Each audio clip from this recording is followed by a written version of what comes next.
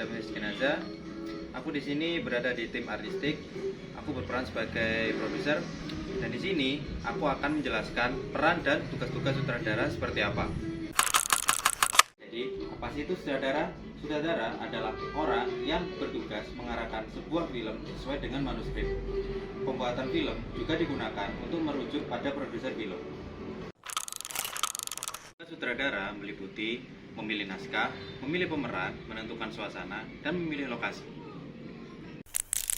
Camera and action. Tarik. Track.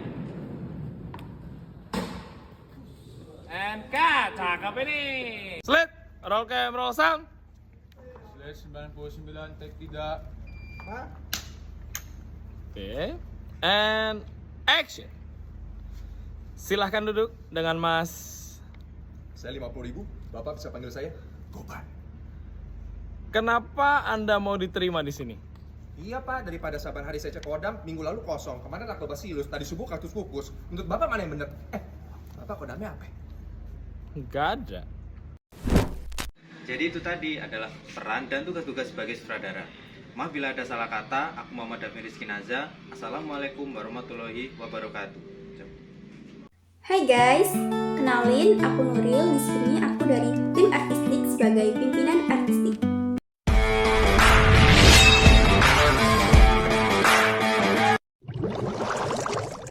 Nah, kalian tahu nggak apa aja sih tugas dari pimpinan artistik itu? Di sini aku sebagai pimpinan artistik akan menjabarkan apa aja tugas dari tim artistik. Ayo kita ikuti videonya sampai akhir. A few moments later. Tugas yang pertama adalah mengembangkan konsep artistik, seperti menentukan tema, gaya, dan suasana pementasan agar sesuai dengan visi pertunjukan. Tugas yang kedua adalah menyusun tata urutan pementasan, seperti menentukan susunan adegan agar pementasan mengalir dengan baik dan menarik.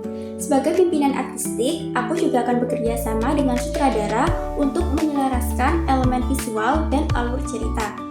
Dan tugas yang ketiga adalah mengkoordinasikan tim artistik, seperti memberikan arahan kepada masing-masing tim agar hasil akhir sesuai dengan konsep yang ditentukan.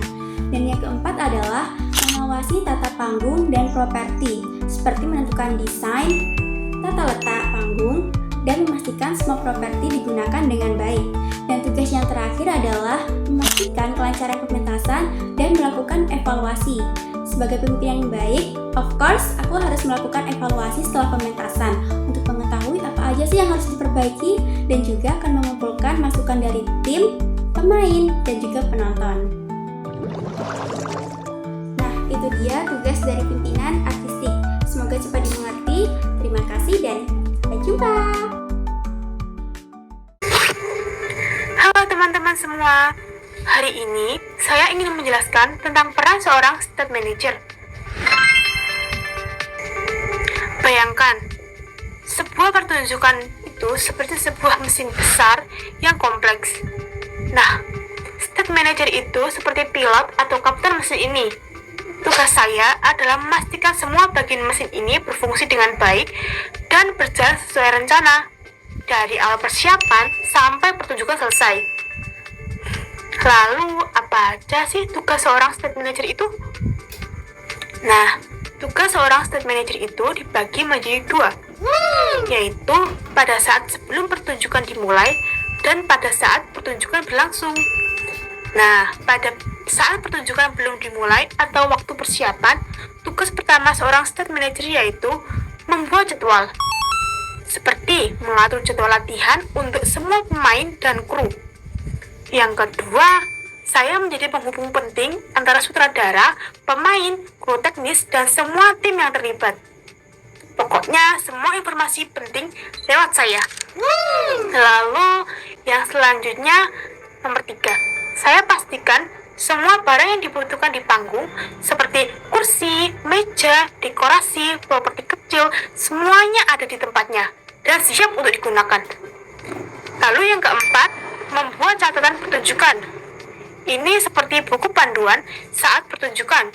Isinya semua aba-aba lampu, suara, musik, perubahan set, dan semua detail penting lainnya.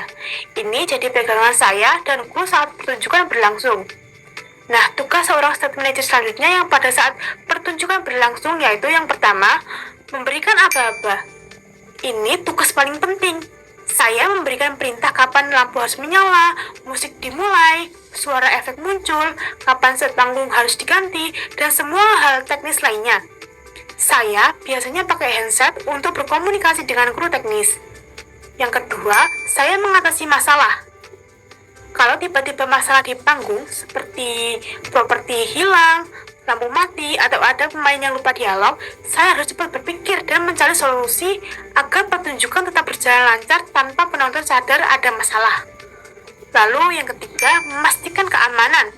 Keselamatan pemain dan kru itu nomor 1. Saya pastikan semua area panggung aman, tidak ada kabel yang berantakan, properti tertata rapi, dan semua orang tahu prosedur keamanan.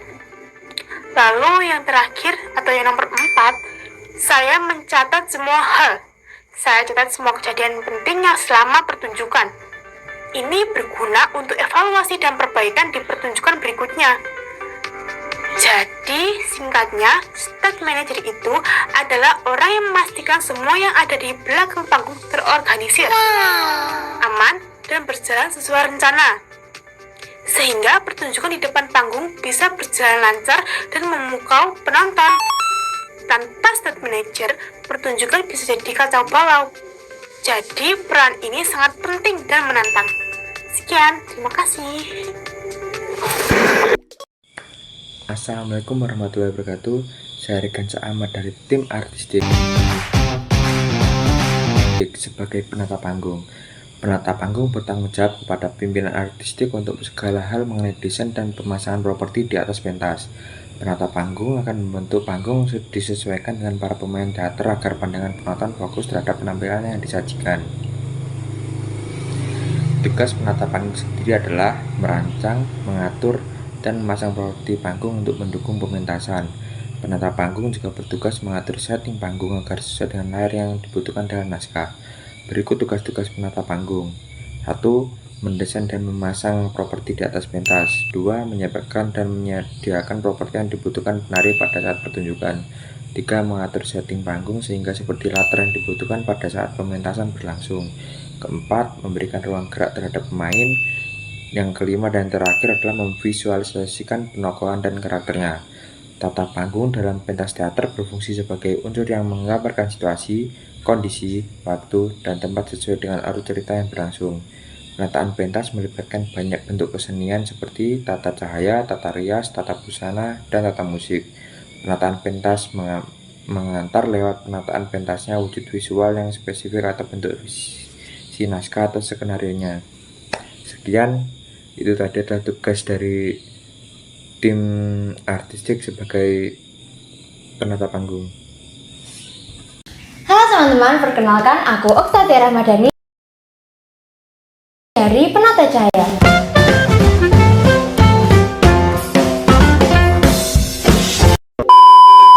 Penata cahaya adalah seseorang yang bertanggung jawab dalam menentukan kualitas pencahayaan pada panggung.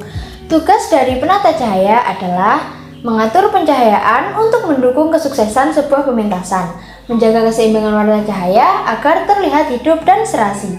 Penata cahaya juga bertanggung jawab atas gelap terangnya lampu saat pementasan. Nah, gelap terangnya lampu tersebut disesuaikan dengan gambaran cerita agar penonton lebih memahami isi cerita. Oh iya, penata cahaya juga harus bisa mengoperasikan mixer lighting secara profesional loh.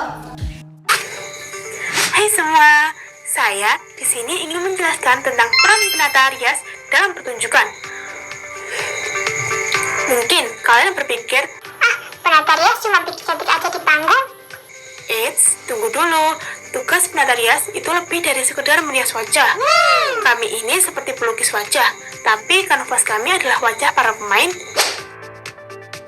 dan cat kami adalah riasan. Lalu, apa aja sih tugas seorang penata rias? Nah, tugas seorang penata rias yang pertama adalah menciptakan karakter. Tugas utama kami adalah membantu pemain menjadi karakternya melalui riasan. Misalnya, kalau pemainnya berperan jadi nenek tua, kami bikin riasan keriput, rambut putih, dan lain-lain. Kalau jadi pangeran, riasannya beda lagi, lebih gagah dan tampan. Kami bekerja sama dengan sutradara dan perancang kostum untuk memastikan riasan sesuai dengan karakter dan cerita. Lalu yang kedua, riasan panggung dan riasan sehari-hari. Riasan panggung itu beda banget sama riasan yang kita pakai sehari-hari. Kenapa? Karena ada lampu panggung yang terang. Lampu bisa bikin wajah terlihat pucat atau malah menghilangkan detail riasan. Jadi, riasan panggung harus lebih tebal dan lebih kuat warnanya, tapi terlihat natural dan sesuai dengan karakter. Lalu yang ketiga, menyesuaikan riasan dengan pencahayaan. Kami harus pintar-pintar menyesuaikan riasan dengan lampu panggung. Warna lampu yang berbeda bisa membuat warna riasan juga terlihat beda. Jadi, kami belajar teknik khusus agar riasan tetap terlihat bagus di bawah lampu apapun. Lalu yang nomor 4, menggunakan produk rias yang tepat. Kami pakai produk rias khusus panggung yang tahan lama dan tidak mudah luntur. Karena pemain kan harus tampil di bawah lampu panas dan mungkin banyak bergerak di panggung. Kita juga harus pakai produk yang aman untuk kulit pemain karena mereka sering dirias setiap hari. Lalu yang nomor 5, merias rambut. Kadang-kadang sih, tapi ada.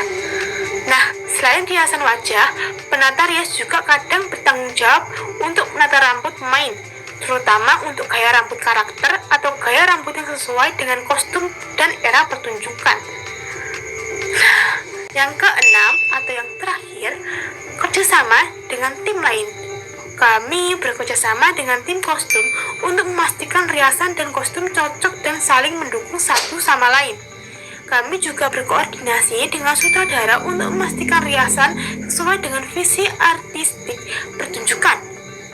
Jadi, penata rias itu bukan cuma merias agar pemain terlihat cantik atau tampan, tapi lebih menciptakan karakter yang meyakinkan dan membantu penonton lebih memahami cerita melalui tampilan visual pemain di atas panggung.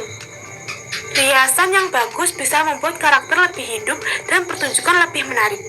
Sekian, terima kasih. Assalamualaikum warahmatullahi wabarakatuh. Halo semuanya, perkenalkan saya Yasmin Aurormana dari tim artistik sebagai penata suara. Yang pastinya dalam manajemen pagelaran tari, penata suara bertanggung jawab atas seluruh aspek suara untuk mendukung pertunjukan. Nah, tugas penata suara di sini yaitu 1. Menyiapkan dan memilih musik, menyesuaikan serta melakukan editing atau mixing musik sesuai konsep. Yang kedua, menentukan peralatan audio dengan mengidentifikasi, memastikan ketersediaan dan kelayakan perangkat suara seperti mikrofon, speaker, dan mixer. Yang ketiga, instalasi dan pengaturan suara dengan memasang sistem audio serta menyesuaikan volume, efek, dan keseimbangan suara. Yang keempat, uji coba gladi resik atau biasa yang disebut dengan gladi bersih dengan menguji kualitas suara sebelum pertunjukan agar sesuai dengan kebutuhan acara. Yang kelima, mengoperasikan sistem audio, kontrol, pemutaran musik dan mikrofon selama pertunjukan agar tetap optimal. Yang keenam, mengatasi masalah teknis dengan menangani gangguan seperti noise atau kerusakan perangkat serta menyediakan cadangan. Yang terakhir, pembongkaran dan evaluasi dengan merapikan peralatan setelah acara dan mengevaluasi sistem audio untuk perbaikan ke depan. Nah, jadi penata suara berperan penting dalam menciptakan atmosfer pertunjukan yang mendukung ekspresi serta meningkatkan pengalaman penonton. Cukup sekian pembahasan yang dapat saya sampaikan. Saya Ahdi. Wassalamualaikum warahmatullahi wabarakatuh. Assalamualaikum warahmatullahi wabarakatuh. Perkenalkan, nama saya Dimas Ayustil Monika. Saya berasal dari tim artistik 2. Lebih tepatnya menjadi penata musik. Di sini saya akan menjelaskan tentang apa sih sebenarnya penata musik itu. Penata musik adalah pihak yang bertanggung jawab untuk mengaransemen musik yang akan digunakan untuk pagelaran. Lalu, apa saja sih sebenarnya tugas-tugas penata musik itu? Tugas yang pertama adalah menentukan peran dari masing-masing instrumen yang akan digunakan dalam suatu pagelaran. Yang kedua, menentukan jenis musik yang akan digunakan untuk suatu pagelaran. Di sini kita akan memilih jenis musik yang akan mendukung suasana di suatu pagelaran tersebut. Tentunya ini harus menyesuaikan dengan tema pagelarannya. Yang ketiga, menentukan pola ritme dan tempo yang sesuai dengan tema pementasan. Yang keempat, memastikan kelancaran transisi antara bagian-bagian pagelaran. Yang kelima, memilih suara dan warna musik yang mendukung suasana yang diinginkan dalam pagelaran. Sekian dari saya, kurang lebihnya mohon maaf. Wassalamualaikum warahmatullahi wabarakatuh.